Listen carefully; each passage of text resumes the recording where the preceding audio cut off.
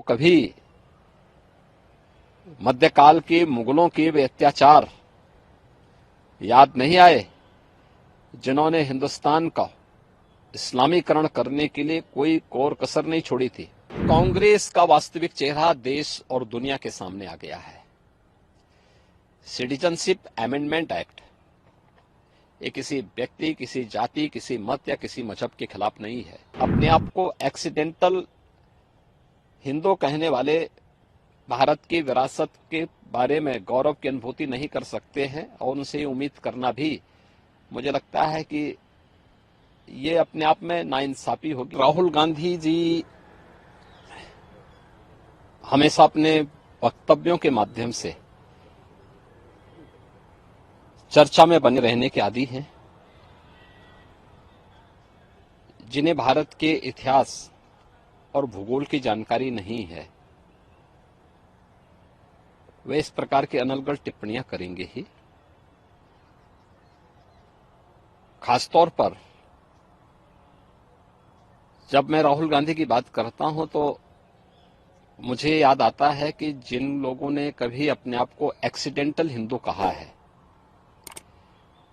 वे भारत के इतिहास के बारे में चर्चा करेंगे तो ये हास्यास्पद ही होगा।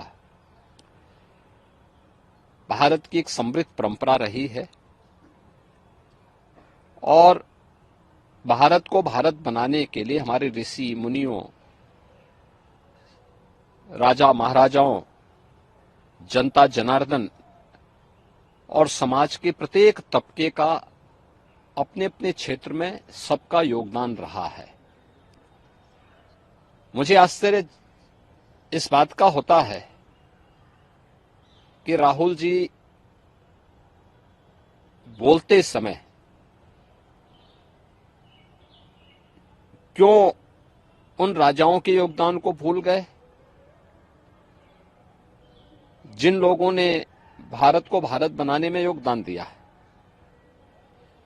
चंद्रगुप्त मौर्य हैं, अशोक महान हैं, महाराज मिहिर भोज हैं। यही परंपरा आगे बढ़ती है। पृथ्वीराज चौहान हैं, महाराणा प्रताप हैं, इससे पहले महाराज सुहेलदेव हैं, छत्रपति शिवाजी महाराज हैं।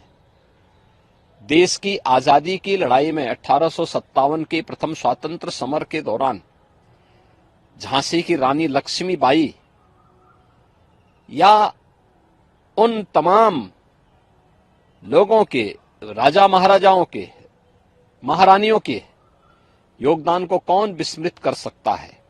आज भी भारत की गाथा में, भारत की परंपरा में बड़े सम्मान और श्रद्धा के साथ लोग उन्हें स्मरण करते हैं, उन्हें सम्मान देते हैं।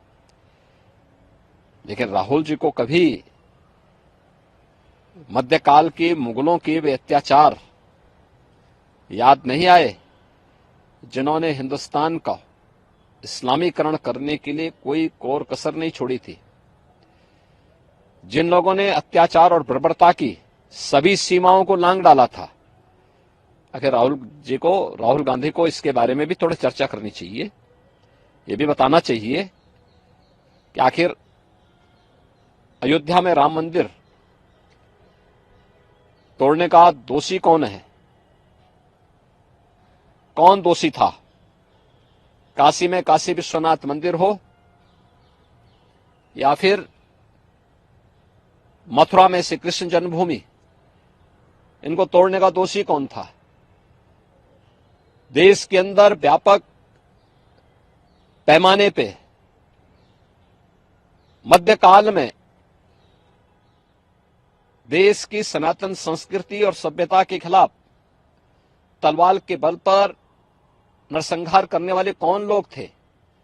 नालंदा और तक्षशिला जैसे विश्वविद्यालयों को किन्होंने नष्ट किया था, कौन लोग थे वह, उनकी भी तो थोड़ा चर्चा कर लेते।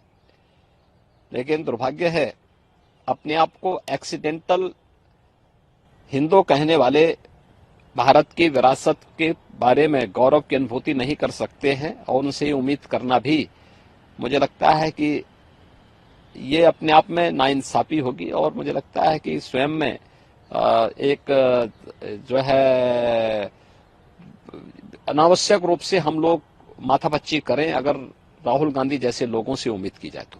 सर, एक इशू है, कांग्रेस का कहना है कि अगर वो सत्ता में आते हैं तो सीए कानून को जो है समाप्त कर देंगे, नहीं लागू होने देंगे। क्या वजह लगती है, क्यों कांग्रेस को सीए से इतना एलर्जी है? देखिए, नहीं लागू करना चाहिए। कांग्रेस का वास्तविक चेहरा देश और दुनिया के सामने आ गया है।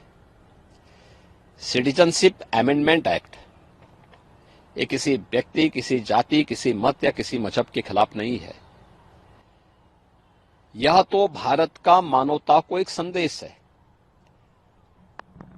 पाकिस्तान, बांग्लादेश और अफगानिस्तान के अंदर जो हिंदू, सिख, बौद्ध, जैनी, पारसी, ईसाई, इन सबको उनकी भूमि पे प्रताड़ित कर दिया गया, बर्बर अत्याचार किए गए और वे लोग वहां से छोड़ करके शरणार्थी के रूप में भारत में आए हैं। 5 वर्ष पहले से रह रहे हैं।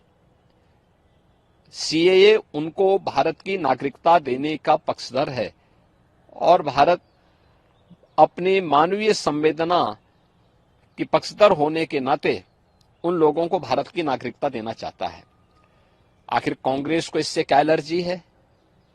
या कांग्रेस उन कट्टरपंथियों के दबाव में क्यों आ रही है जो मानवता के दुश्मन हैं?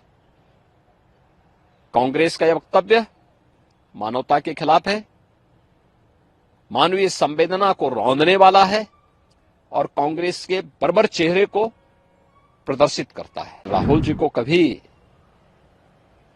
मध्यकाल के मुगलों के वे अत्याचार याद नहीं आए जिन्होंने हिंदुस्तान का इस्लामीकरण करने के लिए कोई कोर कसर नहीं छोड़ी थी। कांग्रेस का वास्तविक चेहरा देश और दुनिया के सामने आ गया है। सिटीजनशिप अमेंडमेंट एक्ट ये किसी व्यक्ति, किसी जाति, किसी मत या किसी मजहब के खिलाफ नहीं है। अपने आप को एक्सीडेंटल हिंदू कहने वाले भारत की विरासत के बारे में गौरव की अनुभूति नहीं कर सकते हैं और उनसे उम्मीद करना भी मुझे लगता है कि ये अपने आप